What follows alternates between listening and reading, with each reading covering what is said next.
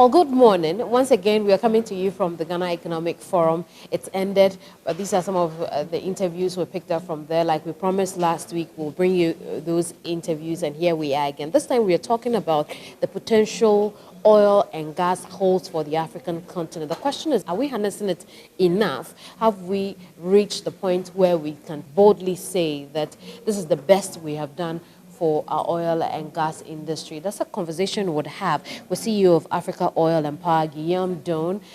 He's holding the Africa Oil and Power Conference in Cape Town next year. But ahead of this, we want to have a conversation about oil and gas on the continent, not just in Ghana. There's also the business news roundup. We'll bring you commodities and forex market activities, and then we'll bring you your investment tips with David Wako. You don't want to miss this program. My name is Kemeni Amano. Don't go away.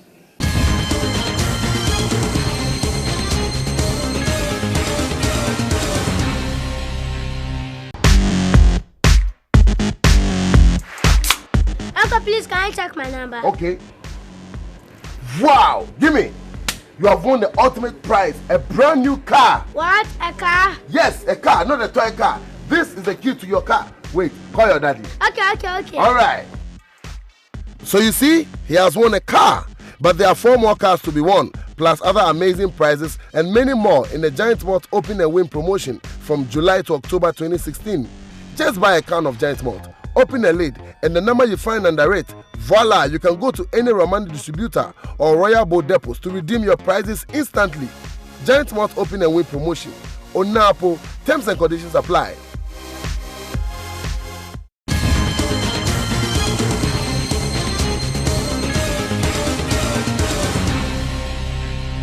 Welcome back to Business Time. The program is powered by the Business and Financial Times newspaper and is brought to you by Giant Malt. I'm costumed by Nalem Clothing. My makeup is by Jobin House of Beauty.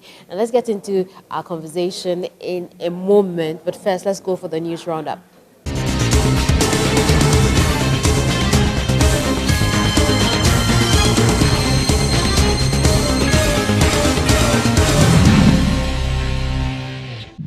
Tax policy advisor at the Ministry of Finance, Dr. Edward Labisian, has challenged the West African governments to build resilient economies which can adapt to the vagaries of the international economy in order to maximize their revenue collection to enable them meet the legitimate aspirations and demands of the citizenry. He said governments can do so by securing the tax base through a number of measures.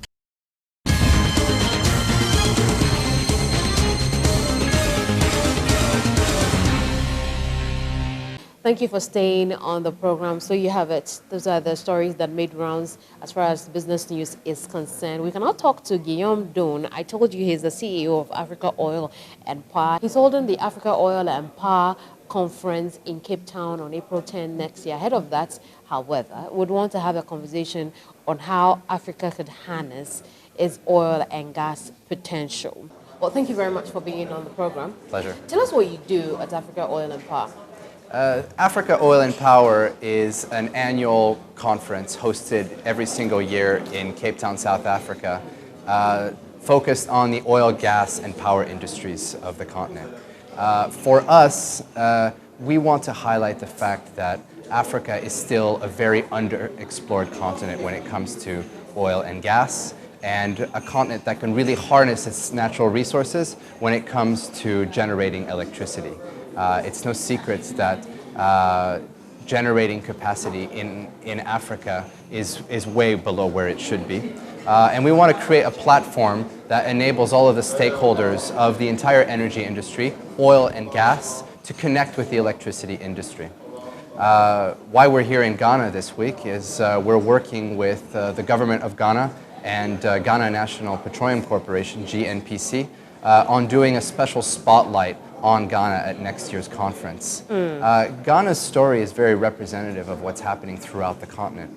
A very nascent oil and gas economy, but that's built on the back of an already well-established emerging economy. Ghana is grappling with all of the main issues that African countries deal with in oil and gas exploration, which is how to bring in expertise and technology in the country, while at the same time balancing those needs with the needs of the country. How do you empower the national workforce? How do you provide them with the skills, with the technology and the experience so they can thrive on their own? Ghana deals with the issues that a lot of African countries deal with when it comes to allocating enough energy for electrifying the country. Many countries tend to focus on oil production alone and ignore the gas part of the equation. Natural gas has a real important part to play in the continent to generate electricity. And Ghana is very quick to understand those realities. That means monetizing the gas resources that you discover offshore, having the laws and the policies in place to make that possible, and building a relationship with all of the key stakeholders across oil, gas, power, and the finance industries to make large gas power projects possible. It means thinking about short-term interests as well as long-term goals, making sure that you have power today to address some of the shortages and the crises that we've seen in recent times. I think there's quite a long list for the conference, but let's look at the chances that African oil-producing countries have as against the major oil producers around the world. What is the potential of African oil-producing countries? Well, the potential is very large. I mean, oil and gas can really unlock a lot of economic potential for these countries. Natural resources are a means to prosperity in many of these countries, especially if you can figure out how to balance the interest of exporting natural resources without abandoning the other sectors. And Ghana is one of those examples of how to negotiate that really tricky balance. Ghana has had a national oil company for a lot longer than many African countries that have been producing oil for a lot longer. So the capacities is already in place. You have a strong national... Do I get the understanding that African countries are better off producing their oil and selling amongst themselves than, to the rest of the world? I believe that. I agree with that. I think oftentimes there's a reluctance for African countries to trade resources amongst themselves, and that shouldn't be.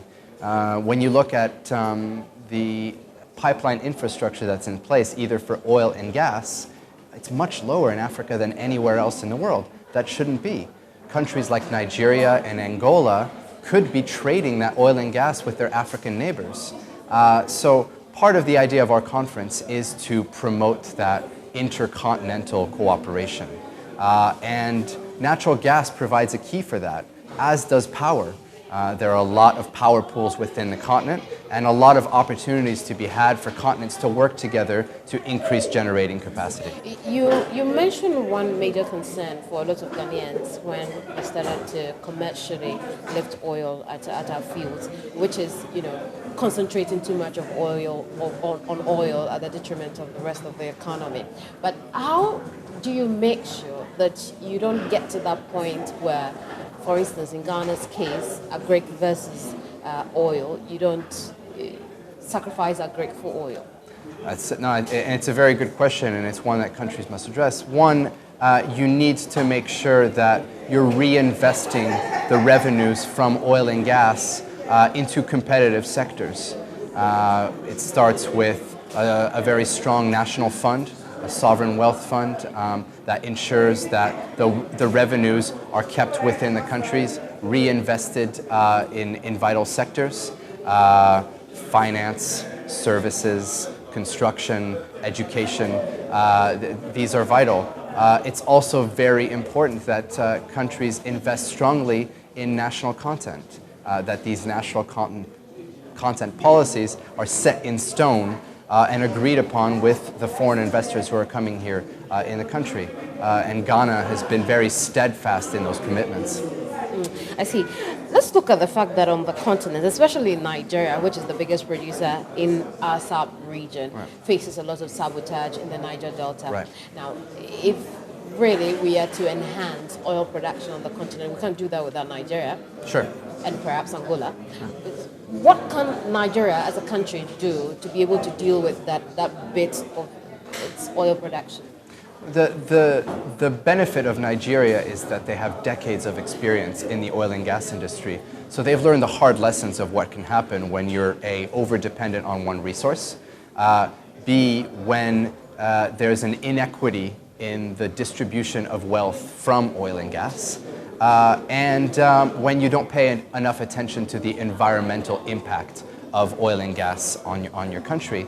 And those are issues that they're grappling with. But luckily, a lot of those countries, like Ghana, which are later to come into the oil and gas economy, have learned from and have been able to address. Well, some people in the Western region will disagree with you because it's been a major topic ahead of the elections. It's caused most of the aspirants to go there and then try and make a case for the Western region. The fact that, look, a lot of the people thought that having oil was going to make their lives better. However, it turns out that even the fisher folks cannot get the same harvest as they used to. And so what lessons do you think Ghana could be drawing from the Nigerian case right now? I think it's a case where government leaders have to listen. And you cannot develop oil and gas at the expense of critical industries like agriculture, like water, and the environment.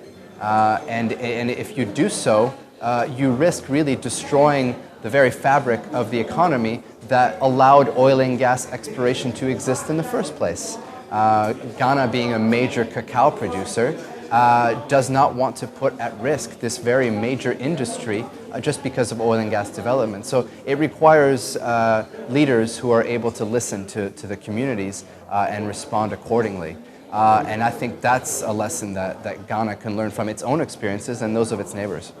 We'll talk a bit more about the conference and what could happen there. When is it again?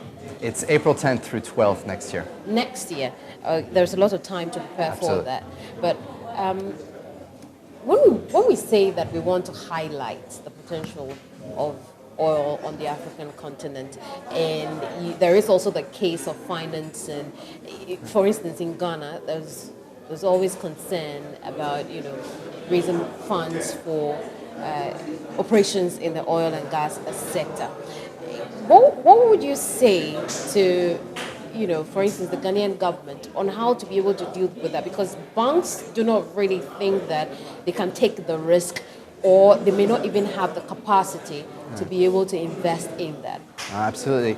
I mean, it's an issue of being competitive to start with. African economies have to be competitive to attract the investment necessary to make oil and gas production possible. It's a very expensive industry, especially in countries where all of that exploration is taking place offshore. You gotta bring in hundreds of millions of dollars to drill oil and gas wells that are no guarantee of finding oil. So you have to establish a framework that is competitive versus other jurisdictions throughout the world. Second, you have to enable investment from your local institutions, and that's something that a lot of African countries are struggling with. The Ghanaian banks, commercial banks for instance, still do not have the capacity to invest even together on these types of oil and gas projects. So you really have to create a framework for their participation to enable them to be involved in these projects, while at the same time having a framework that's competitive so companies abroad will want to come and invest here.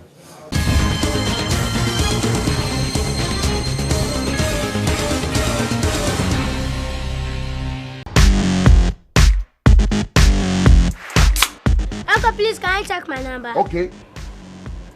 Wow! Gimme! You have won the ultimate prize, a brand new car. What? A car? Yes, a car, not a toy car. This is the key to your car. Wait, call your daddy. Okay. All right. So you see, he has won a car, but there are 4 more cars to be won, plus other amazing prizes and many more in the Giant Malt Open and Win promotion from July to October 2016. Just buy a can of Giant Malt, open a lid, and the number you find under it, voila, you can go to any Romani distributor or Royal Boat depots to redeem your prizes instantly. Giant Malt Open and Win promotion. Onapo, terms and conditions apply.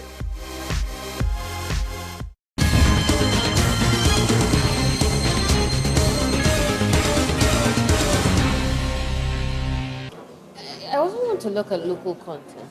which is something we recently passed a law on to be able to, encourage local participation in the oil and gas area. Again, we've only passed the law, but then, operationalizing the law is also a different ballgame. How do we make it right? It has to have teeth. The policy has to be implemented and has to mean something, and there have to be real consequences. Only those countries that have done that have been able to succeed with that, where there are rewards for the companies that implement the local content policies from A to Z, and there are penalties for those that don't.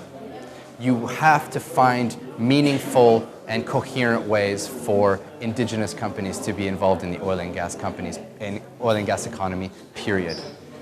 You cannot just find loopholes or ways to work around it. You have to find ways to empower them and make sure that they're involved in the projects. Now, that's not without difficulties. You have to balance the interests of the country to empower the local companies, while at the same time not discourage investors from coming here with onerous demands. And again, Nigeria is one of those examples. They've learned the hard way, and now you find a lot of Nigerian companies in leadership positions who are able to come to even oil and gas countries like Ghana and succeed. The fallen oil prices on the world market, well, we see it, it seems to be reviving now. But really, what do we stand up against as African countries? Because then the OPEX already exists. They won't stop producing oil. Right. And if we keep producing oil, what are we up against as far as future trends are concerned? Well, I mean, it's a question of do you keep the oil in the ground to sell it at a higher price later on, or do you continue producing at current levels to stay competitive? And there are solid arguments to be made in for both sides. In the case of Ghana, they've decided to lower production and save that oil for the future. And there's a good argument to be made for that, because one day oil and gas prices are going to rebound. You think so? Well, I mean, I think, you see it happening? We've seen oil prices over $100, and they're not going to stay at the $40 or $50 threshold that we see today. I'm not an oil and gas economist, but I've seen enough to tell us that they will return to $70 levels by next year, if not better. And so a lot of economies are betting on that. When it comes to Ghana, as a very emerging oil and gas economy, there's no point to go out and start overproducing when the price is so low. So I understand the position that the country's in. Well, for a long time, we've let gas in the country when we started commercial production. However, we came to our senses and decided to make good use of the gas that we get from that. What really is the potential for gas out there? The natural gas, despite it being obviously a mainstream resource, has always kind of been the evil stepchild of the oil and gas equation, the forgotten resource. And now a lot of African countries especially are starting to understand the true value of it. And I mean true value in not just using it for exports, but utilizing it domestically. That means answering big questions about how much of that gas to export to foreign markets and how much of that to keep for local industry and for generating electricity and for petrochemicals. One of the goals that we have through the conference is to highlight those issues and to make people understand that there's a strong link between natural gas and the electricity sector.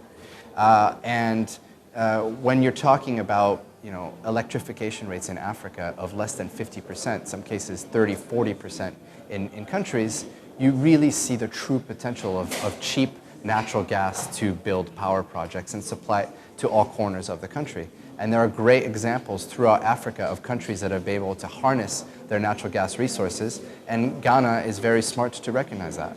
I think so. We're smart enough to recognize it after a while of commercial production. But then again, we have another field we intend to explore and start production from, which is a 10 field, for which reason we went for the our FPSO, Right. John Evans and Mills. Now, a lot of times people think that the FPSO may not be exactly a good idea on its own for production. What do you think? When it comes to FPSOs, there are obviously huge cost savings to be made. You avoid having to build infrastructure onshore, but at the same time, that's sometimes at the expense of creating jobs. So I can see some of the reasons of why people would be against it. But again, when it comes to Ghana, I'm not well enough. Let's talk about your conference then. It's April 10th. next year. April 10th next year. Where is it going to be? In Cape Town. In Cape Town. And who should attend? This is a conference that is open to all oil and gas investors throughout the supply chain. Oil, gas, electricity, and finance. What we really want to do with this conference is to create a platform to connect the governments and the indigenous companies with global investors. At the same time, we really want to create a platform for countries to promote themselves in front of a global oil and gas community. In the case of Ghana, for instance, it's a great opportunity for us to localize the issues that are very pertinent to the entire continent.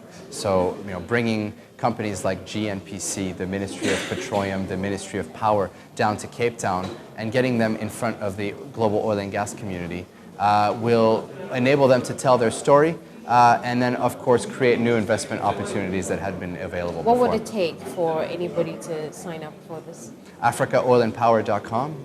Just register on our website, and you're welcome to attend the conference. All right, so you had it, AfricaOilAndPower.com. AfricaOilAndPower.com. You could register there.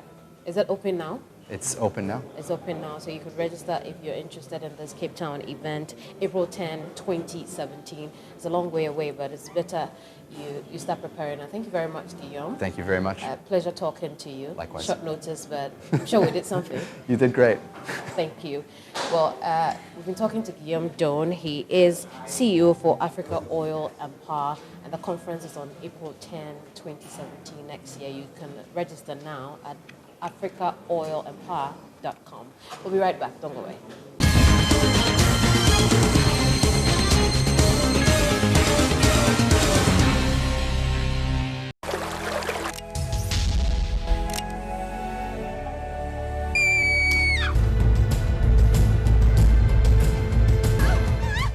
Wow! Ewo nale matale. Ejebeng. How was Chile? Nalem clothing, just great for all occasions. It makes for a good outfit to church or the mosque. Marriage ceremonies. For the confidence of good looks, it's got to be Nalem. Nalem, the confident edge.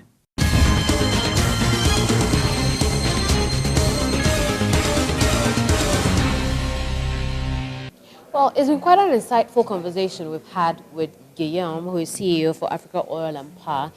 Would want to take our investment tips now. David Wako is on standby with the latest. Hey, it is good to know about how to acquire your capital for business. And as we have been studying, we know that you can raise or you need to raise capital from your own source. You can take a debt to do. And we also try to venture into what is public capital and private capital. And we describe public capitals as capital acquired